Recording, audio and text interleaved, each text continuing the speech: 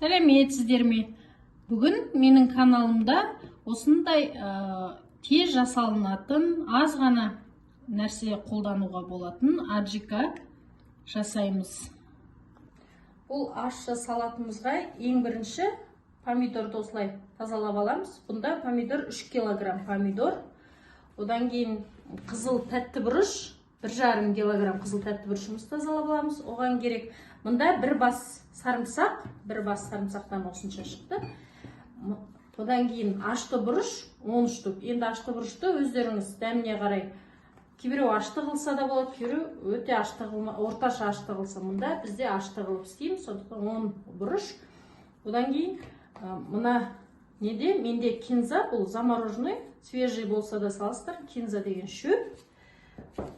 Оған қантын, тұз мөлшерлеп, қант пен тұзды мөлшерлеп дәміне қарай саламыз.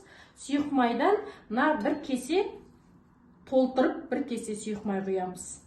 Онан кейін ең ақырында уксусты тағы көрсетем, бір кішкене қасықпен, бір кішкене қасық 70% уксус құямыз. Ең бірінші мына помидорымызды үйлеріңізде өткізгіш болса, өткізгіштен өткізіңіздер, өткізгіш болмаса осындай мен сияқты блендердан өткізіп алсаңыз да болады. Бірінші барлық помидорымызды өткізгіштен өткізіп аламыз.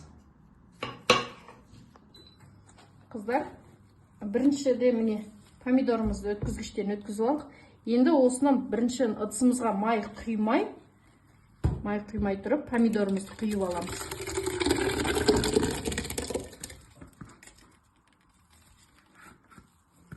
Помидорымыздың бәрін құйып аламыз да, ыдысымызда енді осы помидорды жай отта жарты сағат қайнатып аламыз. Кішкене ақырын от астын азайтып қойып, осыны жарты сағат қайнатамыз помидорды.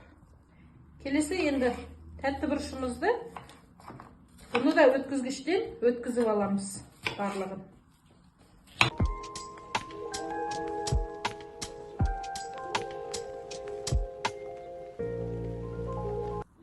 Міне, қыздар, помидорымыз жарты сағат осылай баяу отта қайнады, қызанақ.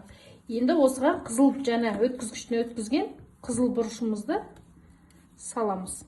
Бұл қызыл бұрышты салып, тағы 20 минут екеуін бірге тоже баяу отта қайнатамыз. Жәнегі қызыл бұрышымызды салып, тағы 20 минут жарты сағат қайнаттық. Енді осыған енді қыздар майды енді құямыз, сұйық майымызды. Өсімдік майымызды осылай бір кесе құямыз да қазір. Осы бір кесе жеткілікті. Осы майымызды әбден құйып араластырасыз. Енді осының ішіне май құйғаннан кейін май құйып, енді және өткізгіштен мен және сарымсақпен ашты бұрышты осылай өткізгіштен өткізіп алып, енді осы соны саламыз. Осының бәрін салып майын енді ары қарай тағы да 20 минуттай қайнатамыз. Баяу отта қайнатамыз, қыздар, барлығын. Ешқандай астын көтеріп істемейміз. Баяу отта асықпай тағы да бір 20 минутқа қайнатып аламыз. Жаңа 20 минутқа қайнатып қойдық қой. Енді осыған 2 қасық қантымызды саламыз. Қант, тұзды енді мөлшеріне саластыр. Пока 2 қасық қант, 1 қасық тұз салып қоямыз. Енді қайнағаннан кішкене дәмін көргеннен кейін, дәмі кішкене аз болса, тұздарыңыз тағы салуларыңызға болады. Енді ол тұз бен қант негізі дәміне қарай саласыздар. Болды, енді бұны тағы кішкене 20 минутқа ақырын отта баяу қайнатып аламыз. Енді осыған жаңағы кинза шөбімізді салып, бір 5 минутқа қақпағын жауып, аузын бұқтырып қоясыздар. Енді міне отынымызды бәрін өшіріп, ең ақыр соңында 70% уксустан бір кішкене қасықтан толтырып қосамыз. Қыздар, егерде қысқа жауып қойып қоям десеңіздер, банкілеріңізді стерилизовать етіңіздер, сосын барып құйыңыздар.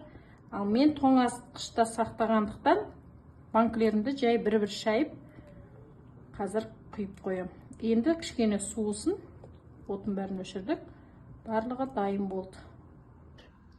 Достар, міне жаңағы аз ғана заттардан жасалатын салатымыз аджика дайын болды. Мен біреуіміз аджика дейді, бір жерде огонек дейді, салат деп атам. Өте дәмді болды. Менің осы рецептімді менің каналыма тіркеліп, комментарий жазып, лайк басып, осы салатымды жасап көрсеңіздер болады. Өте дәмді шықты. Көп рахмет, сау болыңыздар.